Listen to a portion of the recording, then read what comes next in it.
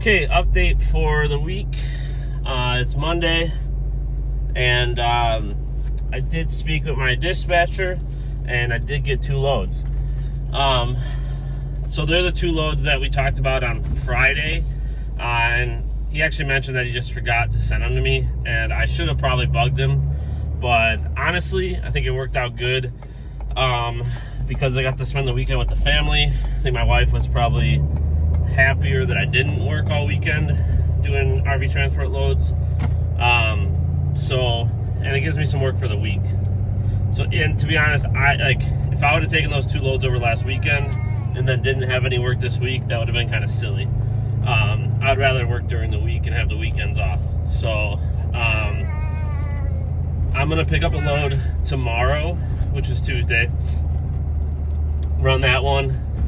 I think I'm going to like Elkhorn, Wisconsin, and then I'm gonna pick a load up on Thursday, run that one up to Slinger, Wisconsin, and I'll probably, I'll reach out and see if he's got anything for me for Friday. I did mention to him, like, hey, if you get anything else, just send it my way if you can. I'll take it, because I'll probably do Friday for sure if he's got something, and then I could even run a load over the weekend, like one or probably just one. I probably wouldn't try to do 2, but either way, I got at least 2 loads for the week. They've already been dispatched to me, so that's pretty cool. And we'll get those ran, delivered. Just want to do a real quick update on that, because I know I've been making the videos. I do want to mention that I'm not complaining about not having loads. Like, hopefully it didn't come off that way, but I was just making update videos because I know I have people that subscribe, watch, probably wondering why I haven't made any transport videos. I don't want anybody to think that I died off like some of these other channels did right away. I'm still doing RV transport. I'm still enjoying it, and I'm going to continue to make these videos as the loads come in. So look forward to making some more videos this week, doing some RV transporting this week, and like I said, hopefully good signs to come, and we'll get some loads delivered.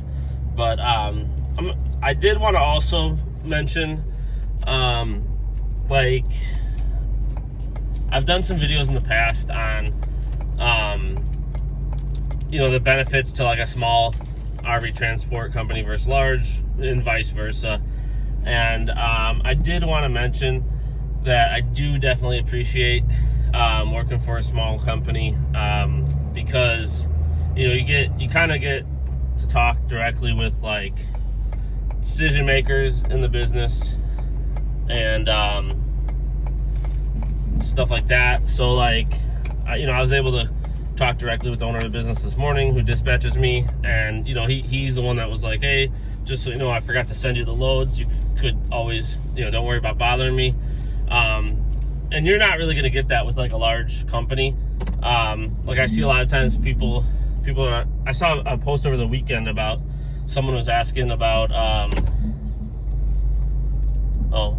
gonna remake the video. Okay, I'm back. So what I was getting at was over the weekend I saw somebody made a post about how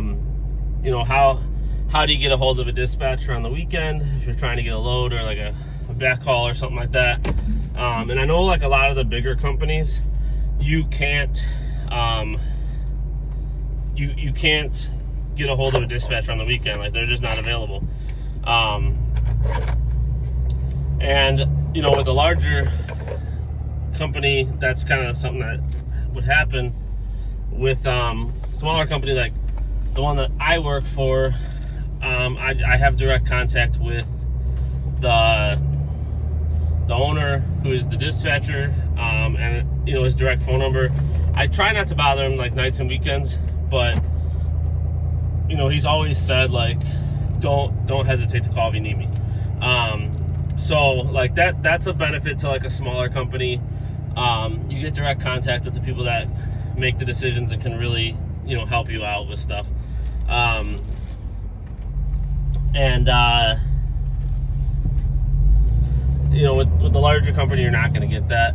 And just like the relationship that you get when you're working with a small company, you know, it's a relationship that you don't get working with a large company. I'm not saying that there's anything, you know, wrong with large companies. Like there has to be large companies in the world to make it go around. And there's definitely benefits to working for bigger companies, not just in RV transport, but just in general in life. You know, and I know, like, with the large companies that have load boards, you can just log on and see what's there and kind of pick what you want. Like that would be cool for sure. But also, like, I was talking with another RV transporter that just got into the industry, and he's working for, I'll just say he's working for Jimbo Company, which I've heard good things about them. But I asked him, you know, just directly, like, hey, what's your rate? And I think he said it was like $1.56 for a single pull. And like that, I've heard numbers lower than that before with like Indiana Transport and stuff. But like, I'm getting $2 a mile. So, you know, at 44 cents a mile more than what this other guy is getting for another company that's, you know, probably not the biggest company, but bigger than what I work for.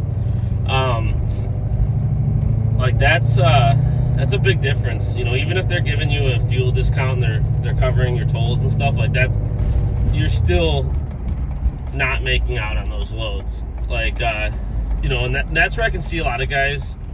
That truck's exactly like mine. But that's where I can see a lot of guys, you know, don't want to run a short load, because at $1.50 or 60 or wherever you're at, you know, running a short load, you're really not making any money. Like, if it's like less than 300 miles, you know, at that point, I don't know that it makes sense. At least, you know, at $2 a mile, you know, even if it's a 300 mile run, I'm making, you know, 600. Obviously take fuel out of that, but like they have to take fuel out too. You know, the best I've heard people getting is like $1 per gallon. And I don't think that's consistent, like with those bigger companies. I think that's like ultimate best. At least one of the guys that I was talking to said the best he had ever seen was like $1 off. A lot of times it's like 50 cents. I mean, with my fuel app, I've seen anywhere from like 25 cents to 50 cents on average. So that cuts, you know, that cuts a lot of it out right there. And that's a free app that you sign up for, Open Roads or Mudflap, both of them. And then like tolls, you know, you're probably only hitting, like, worst case scenario, like 4 or 5 tolls.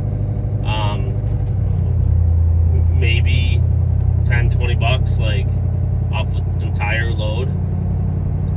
It just, you know, I'd rather get the $2 a mile and pay for my gas and tolls. Like, I'm still making out there.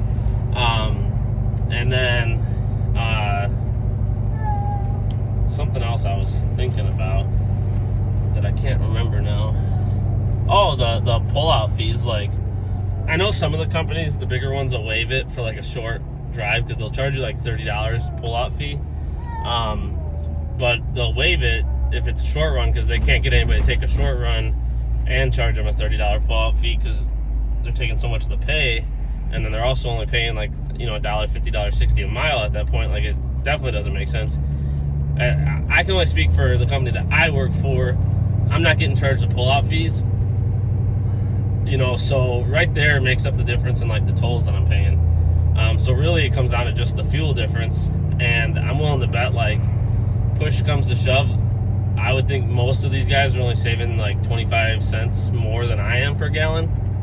And, you know, I'm getting like 50 cents a mile more than them. So, you know, 40 to 50 cents a mile on average, probably. I do know that, like, I've heard like Wave is paying, I want to say like anywhere like around $1.85, $1.80, somewhere in there, $1.75, which definitely seems better than some of the other companies. So I would guess, like, with them, if they're covering, you know, tolls for at least the loaded miles, and then you're getting like a decent fuel discount, I would say, you know, they're probably close. I think I'm still probably winning a little bit. and then it comes down to like, do you want the longer loads? Because you can't get those with the company I work for. So if you're looking to run far, yeah, you're gonna want to go that route. But I guess at least with Wave, like they're close. Their pay seems good compared to some of the other big companies. But as far as I know, with the Wave, a lot of I think you have to deliver during business hours because they have to inspect them. That's a huge difference right there, because I can deliver any time of the night if I want to, as well as pick up anytime. So, to me, that's a big difference right there, because I feel like, if you have to make it somewhere by a certain time and a couple obstacles get thrown at you, traffic due to an accident or weather or whatever, and you miss that window of delivery, now you got to wait till the next day. I'm sorry, but even if that load paid an extra $100-$200, I'd rather just go home that night instead of sleep in my truck or get a hotel or whatever just to wait. Because I can already, if I really wanted to, if they're waiting to deliver, I can already be picking up my next load by the time they had to wait overnight just to make delivery. So, I know I went on a little bit of a rant, but I just wanted to express that I am definitely grateful to work for a smaller company that seems to care more about the drivers than what I've seen some of the other companies. And I'm sure there's some other good ones out there. I don't want to throw shade and make it sound like everybody's bad or every company's bad except for the one I work for. I'm sure there's a lot of good RV transport companies to work for. And I'm sure there's a couple bad ones. I wouldn't be surprised. But at least, what I can speak for, I'm happy with what I've got. Hopefully moving forward, we'll get some more loads and make 2025 a really good year.